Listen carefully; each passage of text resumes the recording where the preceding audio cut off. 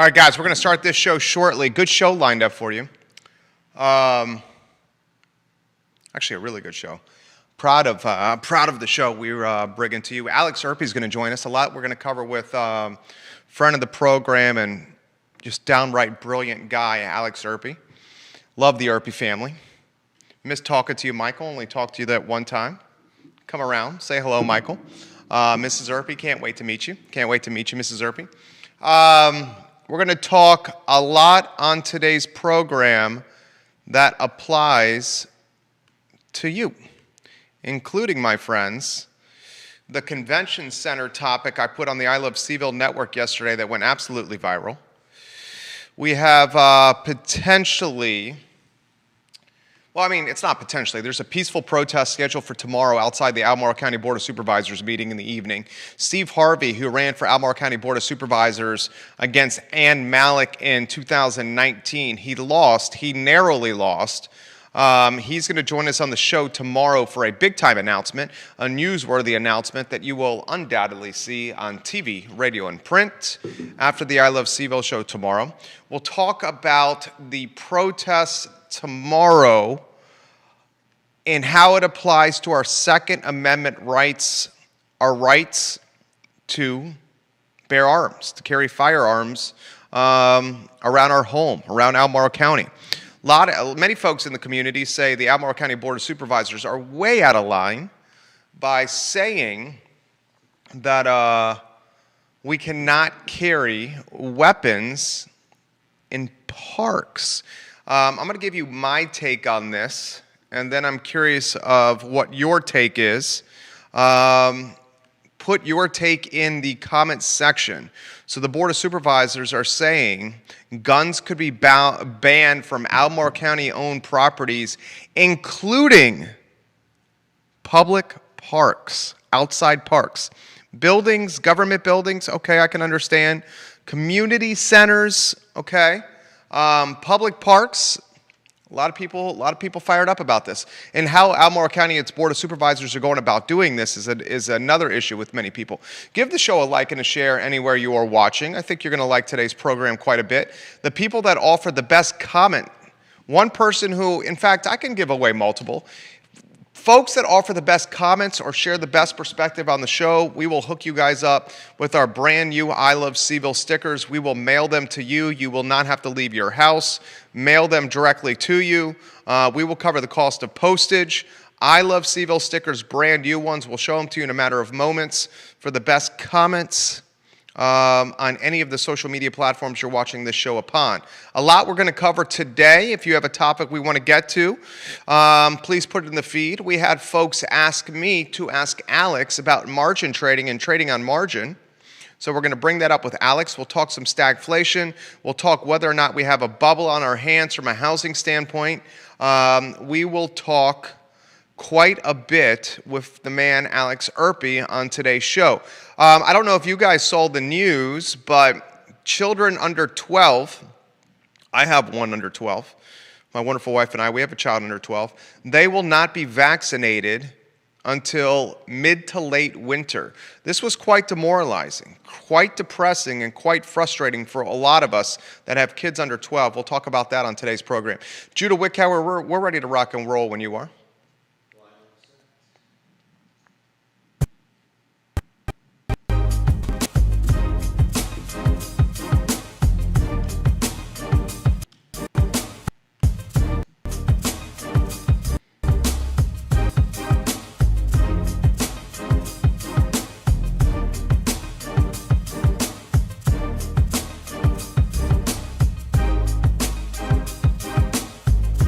Guys, welcome to the I Love CVille show. My name is Jerry Miller. Thank you kindly for joining us on a Tuesday afternoon.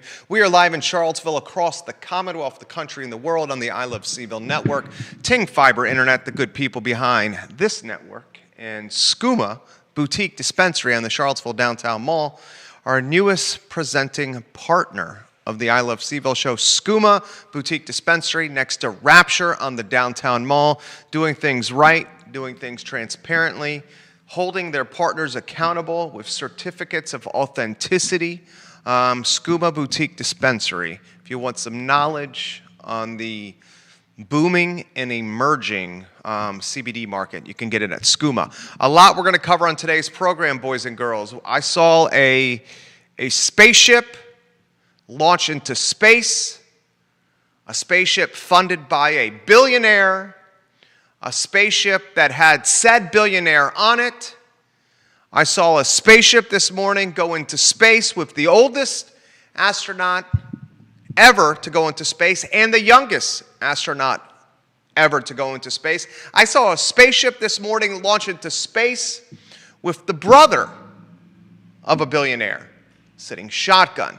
Now I'm watching the press conference of the spaceship going into space, and Jeff Bezos is wearing a cowboy hat. Boys and girls, welcome to 2021. We will talk about that on the I Love CVille show. I'm going to dot the I's and cross the T's on the auction that took place at Albemarle Courthouse at Fashion Square Mall. The auction that took place on the Albemarle County Courthouse that involved Fashion Square Mall. I Love CVille, the only outlet to film the auction from start to finish. If you'd like to see that auction from start to finish, it is archived on ilovecville.com right now. It's about 25 minutes long. I watched it in person. I found it exhilarating, enthralling, exciting.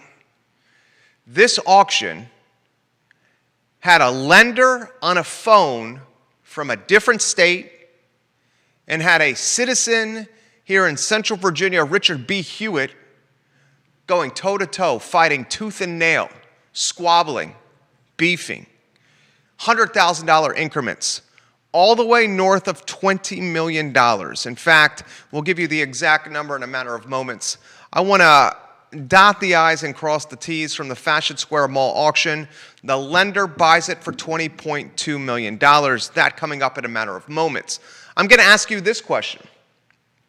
Do we need a convention center in Albemarle County or the city of Charlottesville? I posted this question on the I Love CVille network yesterday, and boys and girls, it absolutely went viral. I'd say it was split 50-50 of the convention center, 50 in favor, 50 against.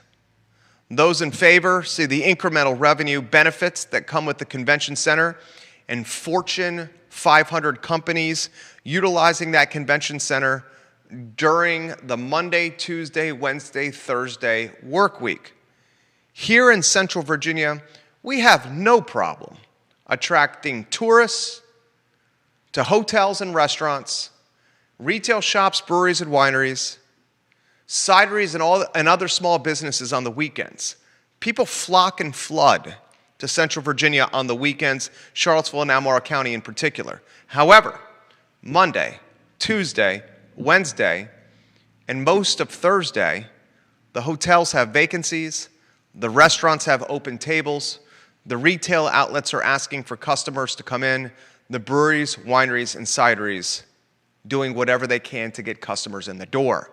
Can the convention center drive midweek business, and can it be done strategically in a way that it does not polarize the population that is opposed to more growth in our backyard? There are three constants in life: change, taxes, and death. We're going to have change in Charlottesville. We're going to have change in Albemarle County. We're going to have death in Charlottesville. We're going to have death in Albemarle County. And we're going to have taxes in Charlottesville. And we're going to have taxes in Albemarle County. Albeit, if you elect me to the Board of Supervisors, I will prioritize incremental tax revenue so you, me, citizens, don't have to carry more of that tax burden. However, I regress. Let me get back on topic. The convention center topic, I'm going to do a deep dive on in a matter of minutes on this program. I'm also going to recap the Second Amendment rights issue that is floating around town. The Albemarle County Board of Supervisors, no secret, 6 Democrats, in very backroom dealing fashion, is proposing an ordinance prohibiting firearms, guns, from buildings, parks, and community centers owned or used by Albemarle for government purposes.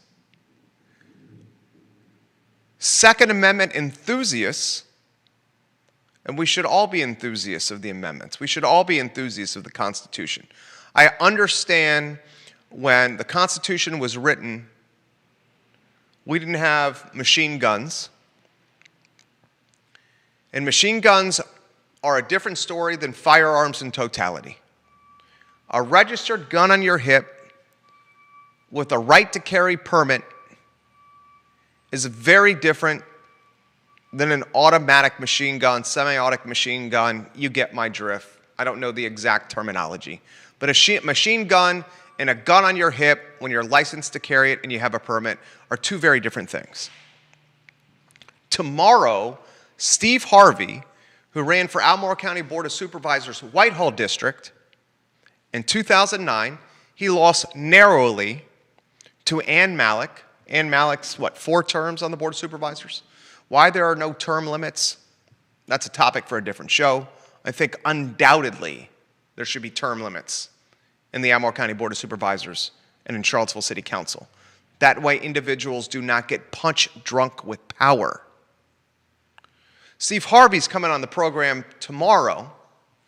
He is a former military man, helicopter pilot, now Charlottesville and Albemarle County and Central Virginia community stakeholder, and he's going to share his perspective, and he's offered some already, which I will get to, on why the Albemarle County Board of Supervisors are trampling on our Second Amendment rights. That topic on today's program. A peaceful protest is scheduled for tomorrow during the Albemarle County Board of Supervisors meeting. A couple of other topics out of the notebook. Midwinter, the expectation now for vaccinations for children 12 years old and under. This was a gut punch for many of us that have children 12 and under. Our little boy is 3.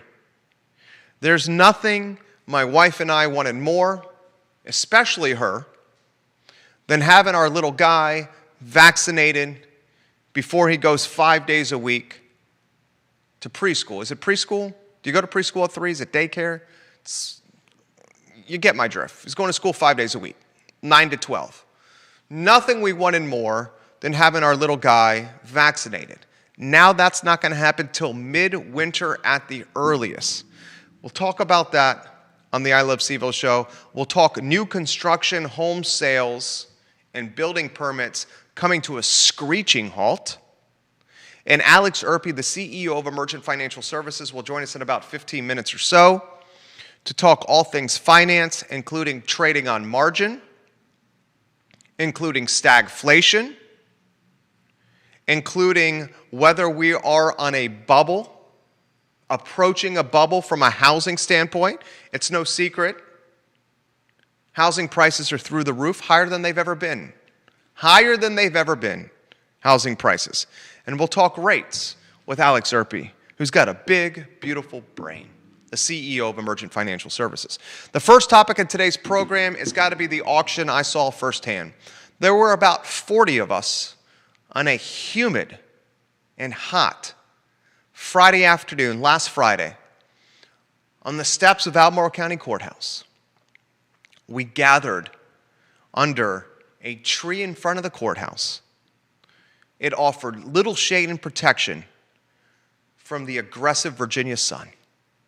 We waited with a 1 p.m. arrival until an auctioneer who had no ties to the area, and how we knew that is his pronunciation of Albemarle and Rio Road. When you call Rio Road, you know you're not from this area. When you butcher Albemarle County and call it Albemarle, you know you're not from this area. So at about 1:07 p.m., 40 people huddled together under a tree, the Virginia aggressive, humid and burning sun beating down on our epidermis. We huddle around the auctioneer, who's got a cell phone on speaker. He has the lender, and all he called them was the lender. We know now it's a J.P. Morgan subsidiary or affiliate. The lender's on speakerphone via cell phone.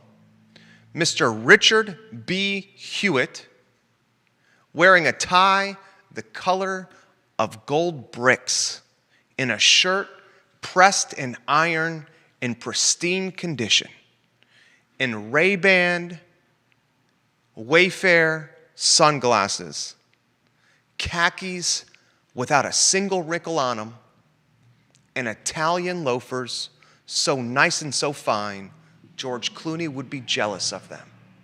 I sit there, cell phone, camera, rolling in hand, shooting from auctioneer to Richard B. Hewitt, from Richard B. Hewitt to auctioneer. The bid starts just over $3 million. Mr. Richard B. Hewitt starts with $3,100,000. The auctioneer quickly corrects Mr. Hewitt and says, "We will not be increasing in $100 increments, sir." The lender responds with $3,100,000. And from $3,100,000 all the way until $20,200,000, I watched a live auction of epic, exhilarating, and exciting proportions. The auctioneer says, we got $20.2 million going once, $20.2 million going twice. And before the out-of-town auctioneer could say $20.2 million going final time, Richard B. Hewitt, in his cleanly pressed white button-down shirt, in his khakis without a wrinkle, in his beautiful Italian loafers with his Ray-Bans on his freshly manicured face, he says to the 40 of us huddled around the little shade from this tree at the steps of Albemarle County Courthouse, "I think the lender made a mistake."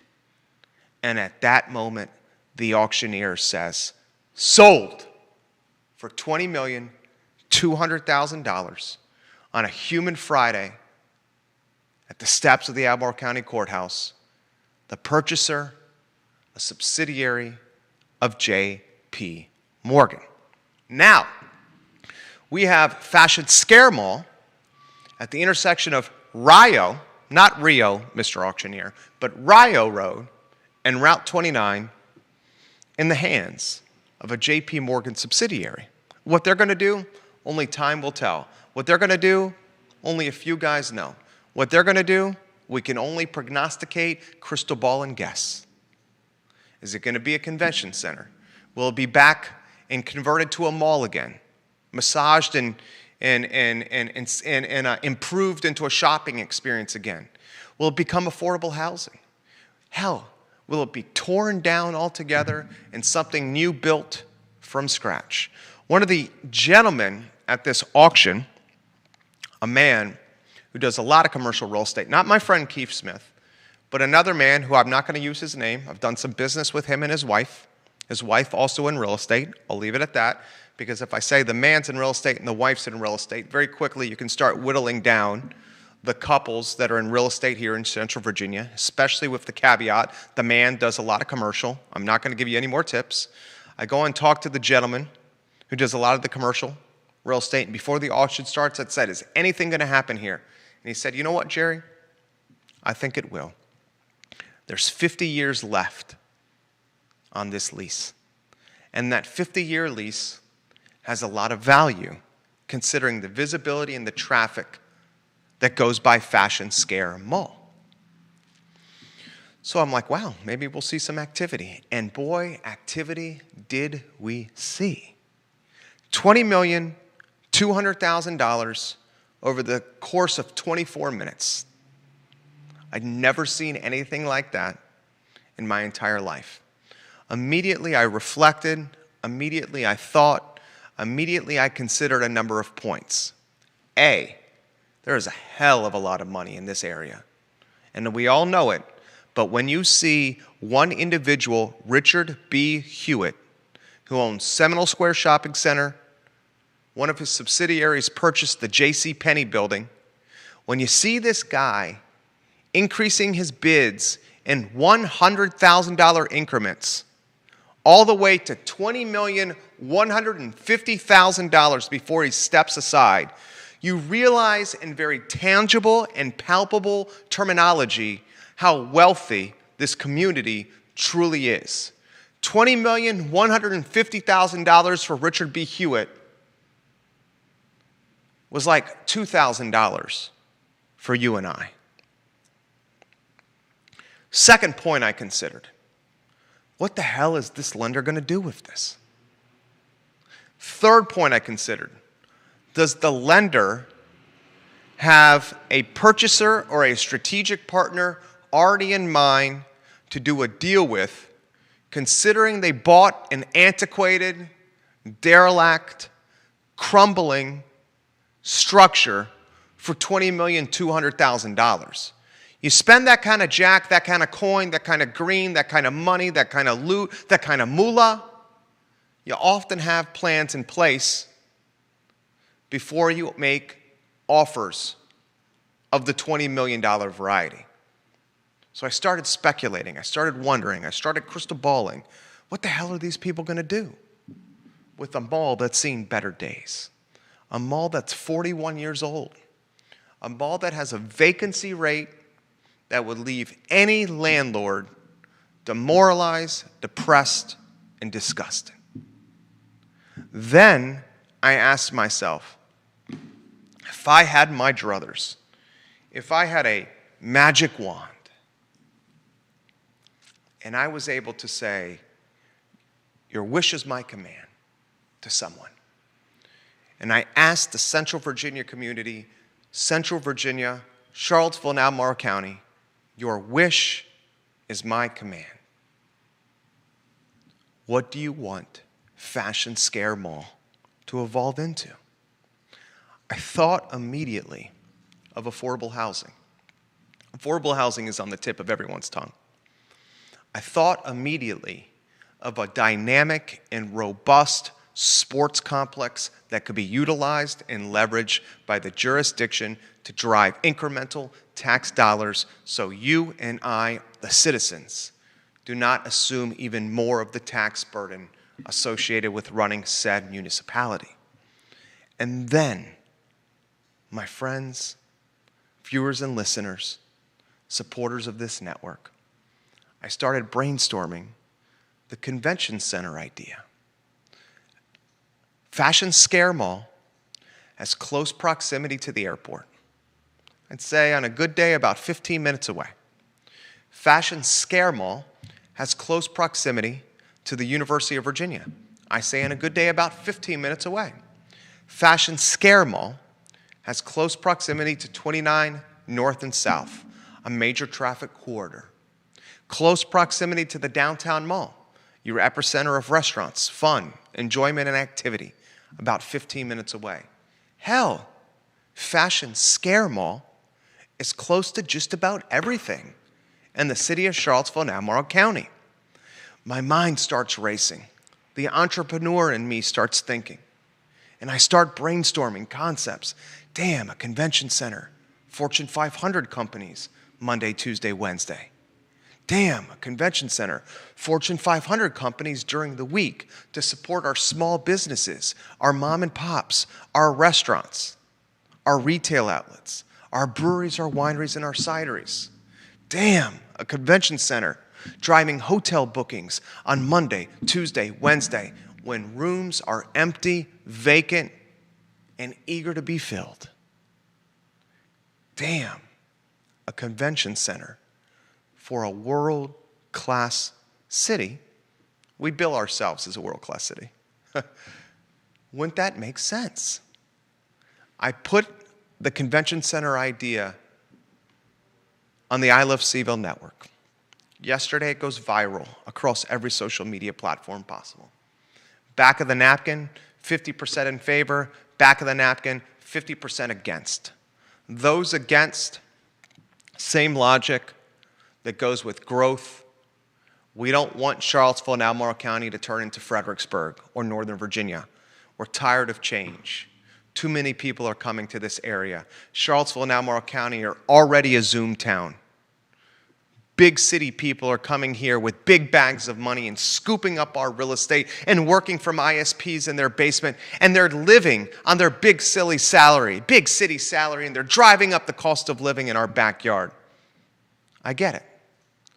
The unknown, change, is a scary proposition.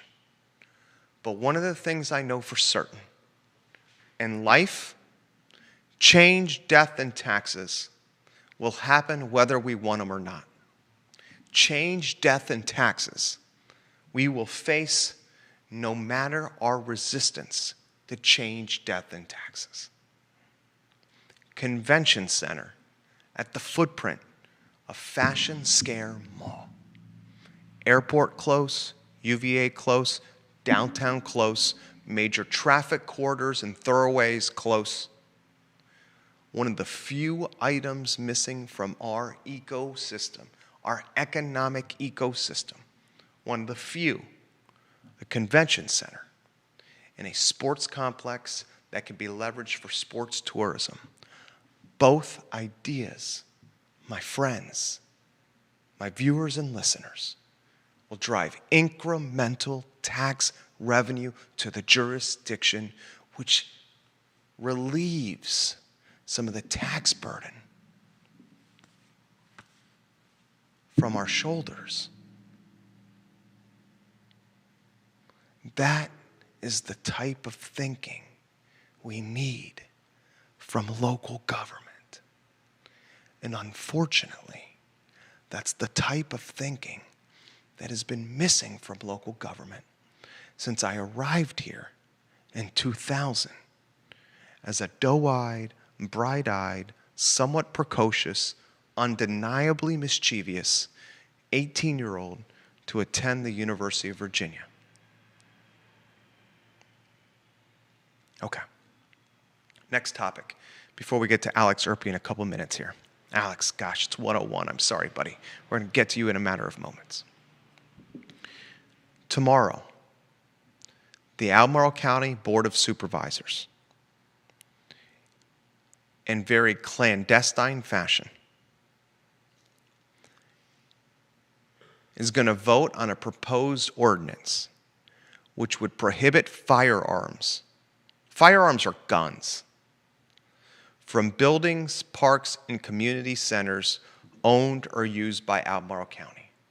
Steve Harvey, who ran for Albemarle County Board of Supervisors in 2019 and narrowly lost to Ann Malik, who I believe is a 4-term incumbent, immediately reached out to me and said, "Did you see this?" He's a veteran, a former helicopter pilot, a father and a husband, and now a civically engaged realtor on the Denise Ramey real estate team. Steve Harvey is going to come on the show tomorrow. He will sit right here. He's going to make a big-time announcement. I'm not going to let the cat out of the bag now. It's his announcement to make. And he's also going to explain the protest that will transpire and take place tomorrow during the Board of Supervisors meeting. He sends this message on LinkedIn. "Jerry, this is purely a political maneuver by our Board of Supervisors. They are restricting constitutionally protected rights for no other reason than they have the power to do so. We have had precisely 0 firearm-related incidents on our county properties for decades, if not longer. Firearm crimes in our forests and parks are unheard of. This is big government mentality at its absolute worst." Now, I'm going to take a little stab at this myself. I'm going to take a shot at this. That cracked myself up. I'm going to take a shot at this gun issue myself. There's a huge difference between a handgun on someone's hip and an individual who has the permit or a right to carry, a license to carry said handgun. And there's a huge difference between a big-ass machine gun where the perception is this thing can mow some people down very quickly. I'm a libertarian at heart, fiscally conservative, socially liberal. That's me in a nutshell. The right to carry a firearm when done legally and above board is undeniably the definition of the Second Amendment. When government starts intruding upon our rights, your antennas, your red flags, and your internal subconscious should start saying, hey, what the hell is going on here? And whether or not you're pro-gun or anti-gun, that's not necessarily the issue. The issue is government intruding on your rights. Because once government starts doing that, when does government stop? Or how far does government go? My little boy is adorable. And my wife loves to say, it's a darn good thing they make these children cute and adorable. Because if they were not cute and adorable, and she stops talking, and my kid and I were walking on eggshells at that point. My little boy, we give him an inch, he takes a mile. Sure, son, you can stay up 10 extra minutes past bedtime. 45 minutes later, he's negotiating for more time. Sure, son, you can have 2 Swedish fish because we know how much you like them. 7 Swedish fish later, he's still asking for more. Absolutely, son. You can have a scoop of Rocky Road. I know how much you love Neapolitan ice cream. Sure, how about a little dabble of Ben & Jerry's fish food? A pint of ice cream later, he's asking for more. Absolutely, baby boy. You want some Lucky Charms for breakfast? Who would not want that marshmallow pot of gold on the bottom of the cereal bowl? I understand.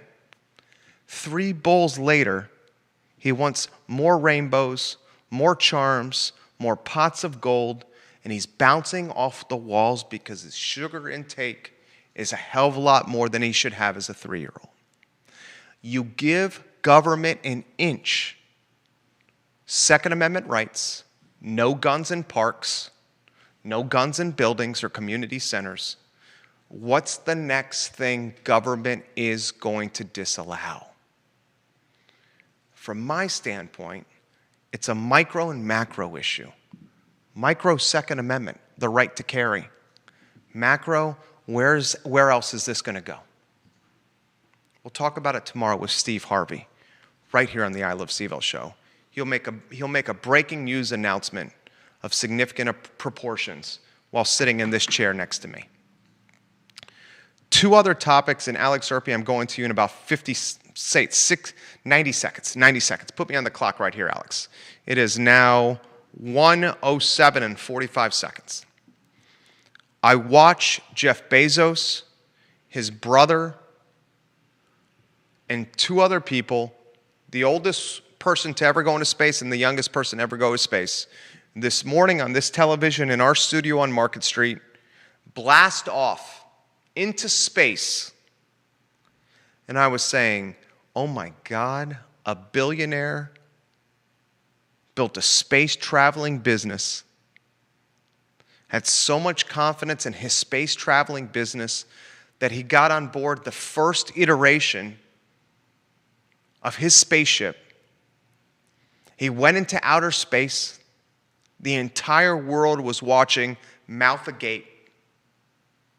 He landed safely, And in a press conference that transpired about 35 minutes ago, he was talking to the media with a freaking cowboy hat on.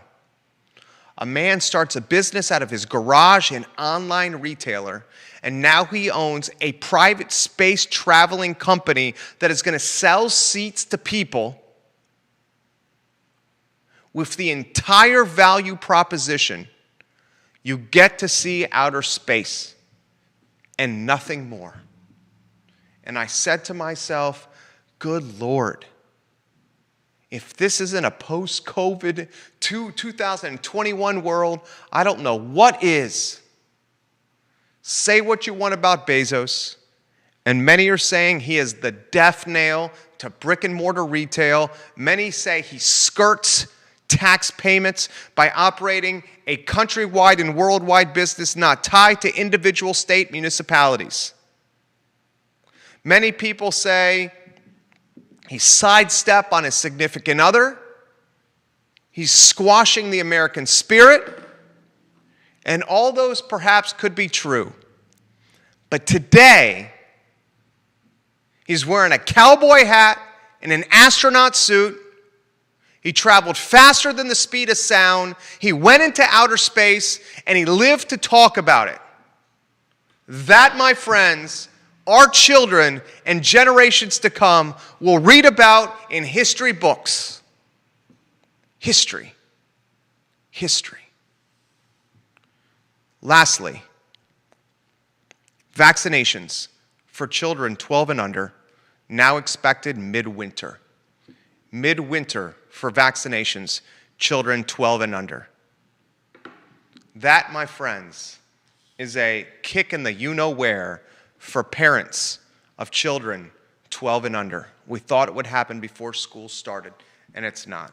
Judah Wickhauer, we have Alex Erpy on the line. He is the CEO of Emergent Financial Services. Alex Erpy is not only a handsome guy, he's a well-spoken guy, he's a brilliant guy, he's a well-manicured guy, he's a well-dressed guy, and he comes from a phenomenal family. Alex Erpy, CEO of Emergent Financial Services. Alex, Jeff Bezos goes into space. He lives to talk about it. He lands safely. A billionaire who built a business out of a garage is now an astronaut. Welcome to 2021, Alex Erpy. Crazy. It's as someone who loves to see like the space, and when NASA used to send the, I've missed NASA sending the space shuttles and the rockets. I do get excited. I can't help but get excited about it because it really is very interesting, and just like you said, a historical moment. And I also think it is something to be thinking about because I'm a big sci-fi guy. We all know at some point space is the next frontier. I mean, there's so many things out there between the moon, which Nick has written about this for our blog at Emergent Financial Services, just how countries looked at the moon, how countries looked at Mars. There's a lot that goes out there. And so to see private industry get involved in this is just really interesting. Jeff Bezos' legacy 25, 50 years from now, how do you characterize it? Ooh, that's a tough one. It certainly is mixed, but I have to be honest, I think it's really easy, and I have issues with things that Jeff Bezos does and the way Amazon runs their business and treats their employees, right? But I think to some extent, right, the fact that he has become a billionaire off Amazon is in some ways an indictment of us who are his consumers, because that means he provided something that we bought, and we bought in droves. And we made the decision as people to say, well, if it's $2 cheaper with free shipping on Amazon, I'll buy it from there instead of my local store. All right, so that's a conscious decision we made in terms of the existence of Amazon and the legacy of Amazon, if indeed it does wipe out brick and mortar, which I'm not 100% convinced will happen. I think I think people are a little bit waking up in America to the fact that there are repercussions that go beyond the 25 cents I saved on Amazon, that there are repercussions that go beyond that when you're talking about your decision to shop at Amazon versus a local store. So I think that may be shifting, and his legacy, I'm not sure, is totally set yet. I think we know where it may go, but I'm not 100% convinced it's set in stone yet. But in some ways, I mean, we've made that decision, and we, through policymakers last year, made some decisions that boosted Bezos into even more billionaire category and gave him one of his best years ever while crushing a lot of our local stores. So I think it's really easy for us as consumers to always be like, oh, those big bad Walmarts and Amazons. And I sometimes have to stop myself and sit back and say, well, am I buying from those big bad Amazons and Walmarts that I complain about all the time? And if the answer is yes, then I'm voting with my dollar. And so it's one thing to vote with what we say, and it's another thing to vote with our dollar. So I think there's always something to kind of keep in mind when we talk about his legacy, because in some ways it's also our legacy. Because Bezos, without everybody that shops at Amazon, is just a guy in his garage. Well said, Alex Irby. Dude, I didn't even tip him off that I was going to be asking him this topic. He just rattled that off on the fly right now. I'm going to give you another one on the fly here. Bigger monopoly, bigger death nail to the free market. Amazon, Apple, Google, or Facebook, and why? Ooh.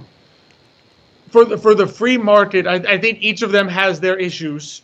Google maybe more so in the free flow of information, I would say, just because of the monopoly that they have on information and search engines. But I think in terms of the market as a whole, I would say Amazon, if they've monopolized. Just because there's been, I think there was a great article a few years ago on the war that no one talks about between Amazon and Walmart, that Walmart is attempting to basically invade the online retail space, and Amazon, through the purchase of Whole Foods and other things, is attempting to take over what's left of the brick and mortar that Walmart commands.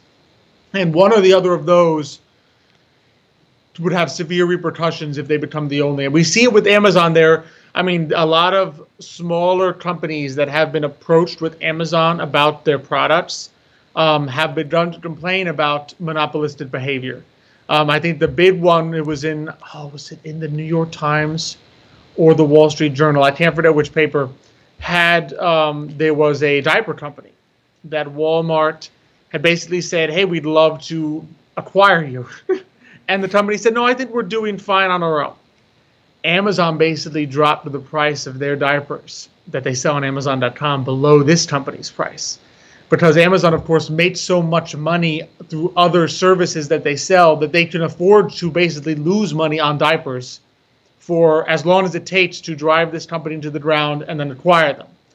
And so when you begin to see that kind of monopolistic behavior, that's when you get a little nervous, because one of the essences of a free market, of course, is that you have competition. And a market that's called free but really has just one producer is not really a free market, because then they can begin to engage in that kind of behavior. So that worries me on the market standpoint a little bit more so than Google and Facebook, which I think have more to do with an information standpoint. Alex Irby, guys, is the CEO of Emergent Financial Services. If you're looking to build your wealth, Emergent Financial Services is the firm for you. So much I want to throw to you here. Stagflation. First, a layman's definition I will throw out of stagflation. Please correct me if I'm wrong. Inflation going quickly, economic growth not keeping pace with inflation, and job hiring staying essentially stagnant, people not filling unemployment or open jobs. The question I have for you is stagflation on the near horizon in this country? It's a good question. I don't foresee it at this time. And stagflation is basically the one phenomenon that we had of stagflation that was a really major one was if you think about the 70s when we had the malaise and all that, because you had a certain combination, like exactly like you said, of inflation, high inflation, but high unemployment. Basically, your inflation is not being pushed up by wages going up. Inflation is running rampant, and wages are basically either stagnant or declining. That's such a rare phenomenon. It's difficult to see it right now, because typically those are going to work in opposite, right? So if you've got really bad economic times where people can't find jobs and you've got a recession, typically prices decline. We saw this in 2008, 2009, right? The Federal Reserve was basically trying to stave off deflation or prices decreasing because of a recession. So I don't see anything right now that screams stagflation. Could it happen? I mean, if inflation that we're seeing is being driven by something other than supply issues, or if the supply issues don't get resolved. I mean, if we talked about just so much money being poured into the system that inflation cannot be held at bay, and now companies are beginning to lay off workers and not hire people, maybe replace them with robots, but still push up prices.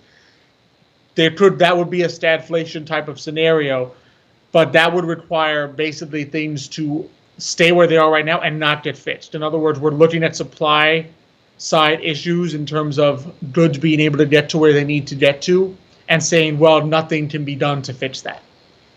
Just companies cannot find people, and yet somehow people can't find other jobs. Their wages just begin to plummet.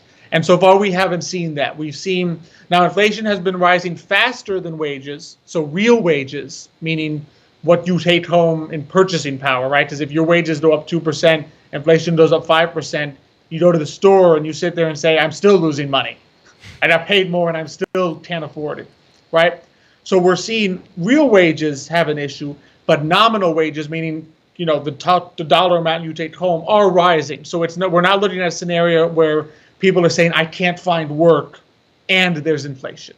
Right now, it's quite the opposite. It's people saying, well, I have so many options, I might think about switching careers. I might take some of the unemployment for a while, and maybe I don't want to work in hospitality or the food sector anymore. Maybe I want to do something else with my life. So the fact that we have that, the fact that we have a poll, I think, 2 million workers in a recent poll basically said that they're thinking about just taking unemployment and conceivably switching jobs. In other words, I'm going to use this time to change industries.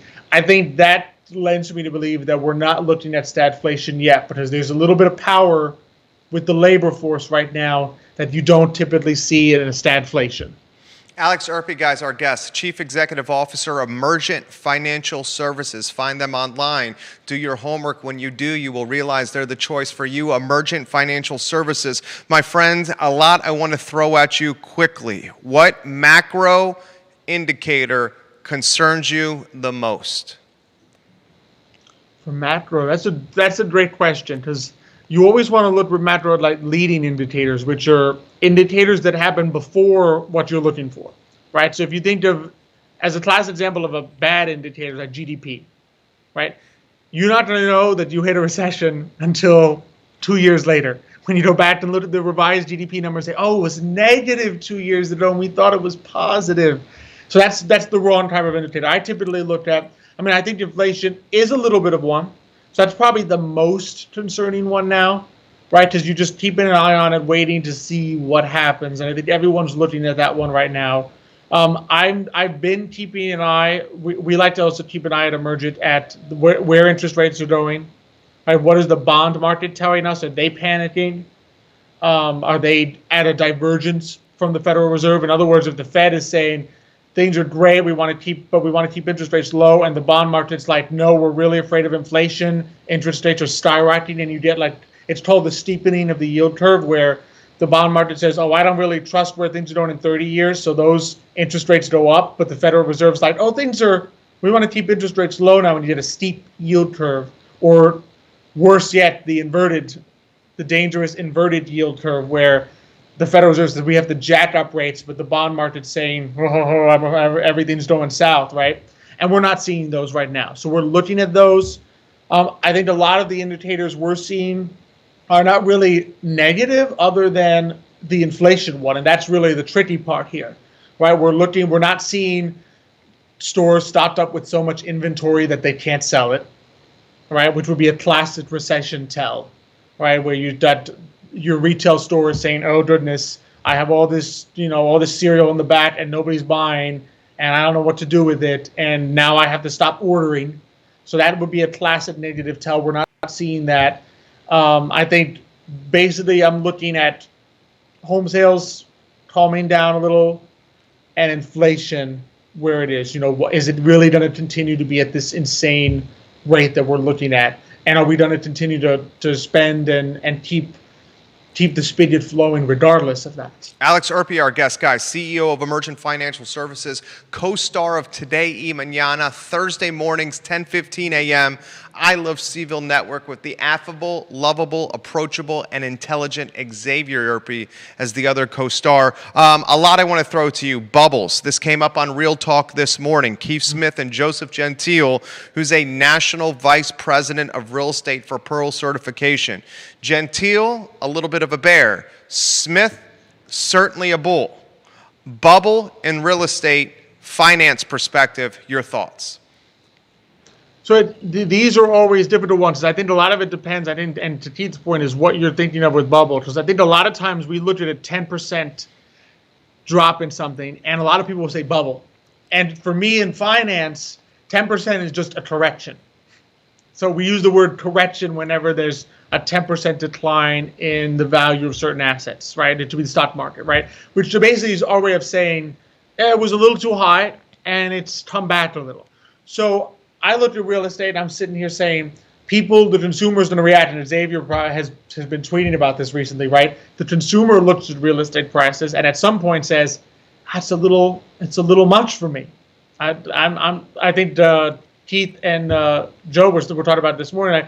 People look and say, the bidder is like, I'm tired of this. That the constant increase, I got a bit higher. I try to put an offer and it's gone in 2 hours, and I didn't even get to bid much on it. So I think as consumers react, we might see correction. Bubble is very tricky because I think I'm not seeing some of what we saw in 2008, 2009 in terms of people being, 2008 from what I'm remembering, and again, I was in high school following it because my dad was in bonds, so we were following it. But I was remembering a lot of stories of people flipping, like, oh, yeah, I bought this, like average people. I bought my home, I got a mortgage for it, I'm flipping it, I'm making money. I'm not quite seeing people coming to me like, oh yeah, I'm flipping my houses, I have all these mortgages, I have subprime. I'm not quite seeing that here, which leads me to believe that we might not see a total pop of a bubble. What we might see in this case is a correction, which is going to look scary, right? But I think what's true in the stock market is probably also true in real estate, where it goes up like an escalator and comes down like an elevator. So anytime you come down 10% like an elevator, it's going to feel like the elevator is falling all the way to the ground, right? So it's going to be nervous, but it may just be the correction that we're looking for in terms of saying, all right, things went too fast, too quickly, and now people are going to calm down and say, the consumer's going to pull back a little and say, let me wait on this. Let me think about it. Let me take my time. Maybe let me think twice. Do I really want this house? I was willing to put in a bid because I was afraid it would vanish from the market, but everything's vanishing from the market and selling quickly. Do I really want this house? And if people do that, I'm wondering if there won't be a little bit of a pushback, but not necessarily a collapse or a bubble where, because I'm going to be honest with you, a bubble also implies to me as a finance guy that valuations are way out of line with the intrinsic value, with the underlying value. But if indeed demand is there, right? If indeed we're seeing a shift of people wanting to move to certain areas and out of urban areas to more suburban, to places like Charlottesville, to other locales where they're saying, I can, like you said, the Zoom people, right? I can do some work from here. I'd rather live here. If that demand is real, right? Then is it really a bubble, right? If the intrinsic value, if the underlying value of a company in a stock market or a home in a real estate market is in fact being accurately represented by prices, then it's not really a bubble. It's just prices are very high. There's a demand and supply. So you're just basically saying this is a popular area to live. Yeah, it could well be that. That's what I'm saying. A bubble implies there's a big mismatch, right? A bubble would be Apple is selling at 100 times earnings, where you sit there and say Apple earns this much, and basically after 100 years of owning Apple, then I'll get to the price of Apple. That would be a bubble, right? Because you're just so off from the intrinsic value. But sometimes I wonder, and I'm not a real estate guy, but I wonder if you would ask, I'd love to ask Keith, like, do you think that the prices in charge for are way off from what these homes are actually worth, or are they actually worth that because there is demand to come live here? Alex Erpy, guys, our guest, CEO of Emergent Financial Services. Building permits, an indicator of future construction, fell more than expected to the lowest since August of 2020. Mortgage applications for new construction dropped nearly 24% year over year, and the median price of a newly built home in May was up 18% compared to May 2020. Building permits for new construction in totality coming to a screeching halt. Thoughts? So that's a classic leading indicator, right? That's something you would see before prices follow. Alex, more topics I want to get to you. Then I want to throw Today y Mañana at you as well, and what we can expect from your show on Thursday at 10:15 a.m. I had someone reach out to me to pass this to you. He is considering trading on margin trading. And I'm not nearly as smart as you. And I said, dude, folks that are super, super bright, that have been working in finance for decades, get their buns burned trading on margin. You are an attorney, and I don't think you should be using other people's money to do speculative investing. But I promised him that I would pass this topic on to you, Alex Erpy, the expert. I will get out of your way now. Don't do it. Don't do it. It's margin is the way I see it. If you have if you're sitting on $100 million and you're uber rich, if you're Jeff Bezos, feel free to go trade on margin. If you're anywhere in the average, even if you're a millionaire, don't do it. So for those who do primer on margins, right?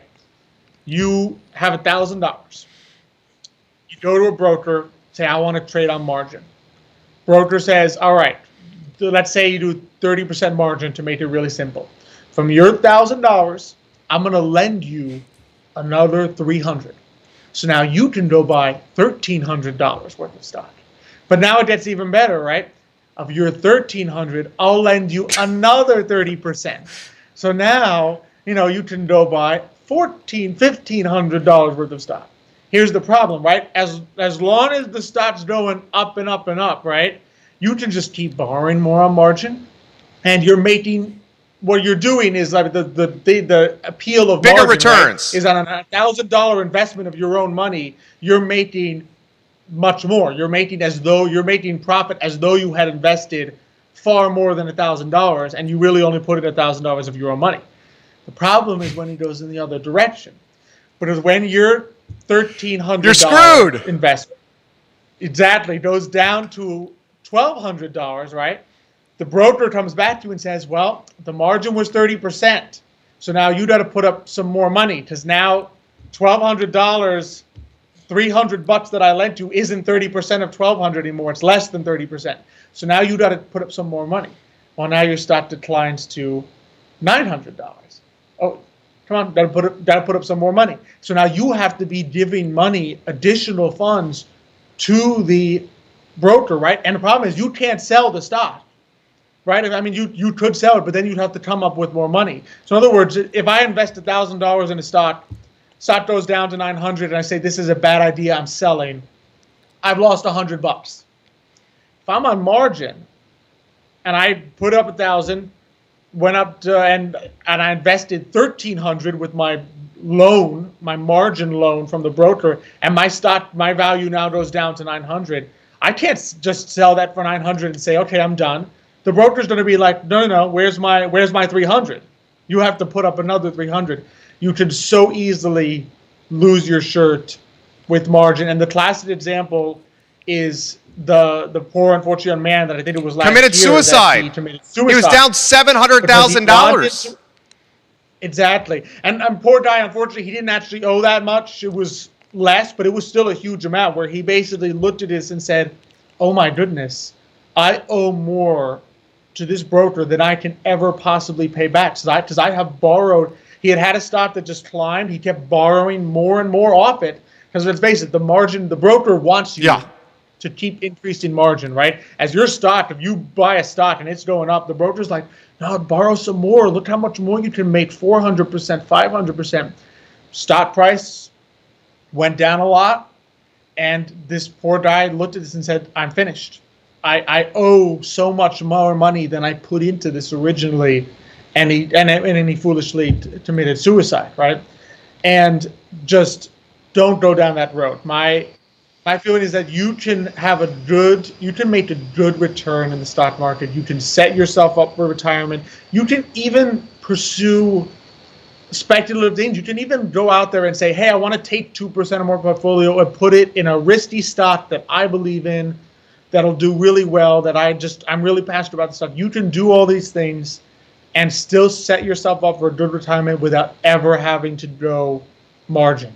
So my recommendation is never do it. It is not worth it, and there's just so much risk. And you would never do it in any other aspect of your life, right? The only other aspect you would do this in is if you're gambling through a neighborhood bookie.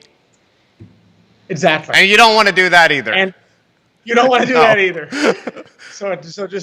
It really turns investment into gambling when you're going on margin.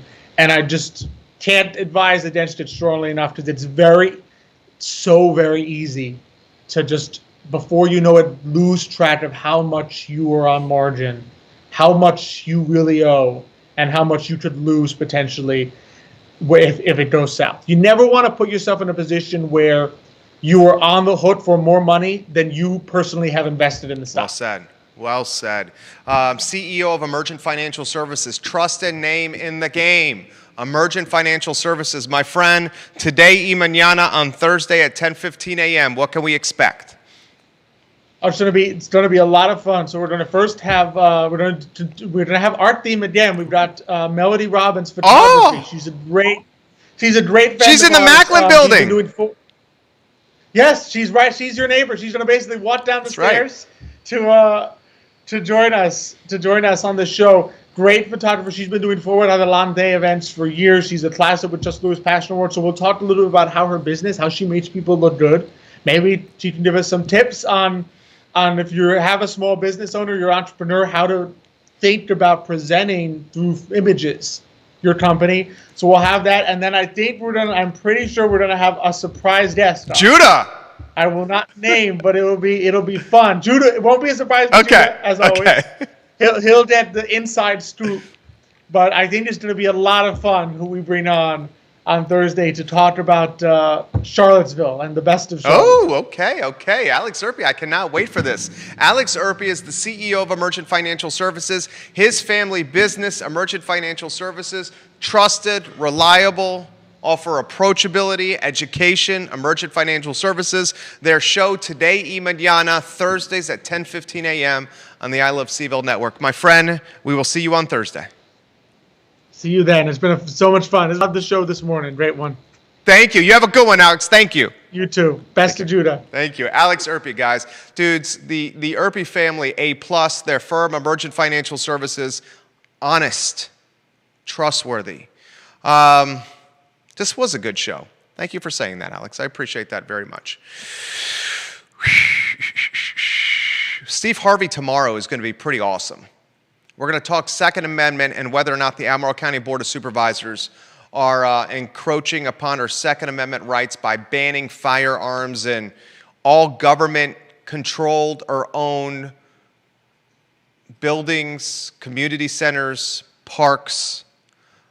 This is really ruffling a lot of feathers in this community. So we're going to get that perspective from Steve Harvey. Steve Harvey is a Board of Supervisors candidate.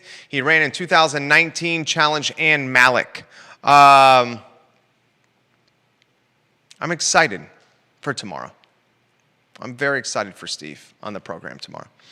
If you have any questions, any comments for Steve, put them in the feed, and we will relay it to him personally on the I Love CVille show. Thank you for joining us on the program. We feature the best of Charlottesville, Virginia on the I Love CVille network.